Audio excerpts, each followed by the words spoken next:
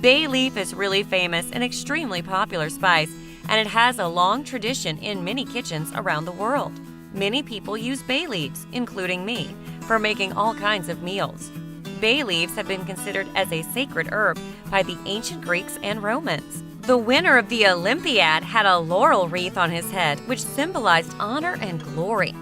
Bay leaves will help you reduce pain, calm the nervous system, stimulate the sweating process, strengthen and boost your immune system, increase your overall mental activity, treat insomnia and depression, treat headache, reduce arthritis pain, treat fluid retention.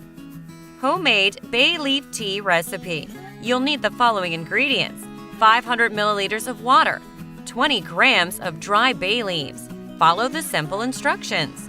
Bring the water to a boil, add the bay leaves. Let it simmer for 5 minutes. Remove it from heat. Leave it for 10 minutes. Enjoy your tea.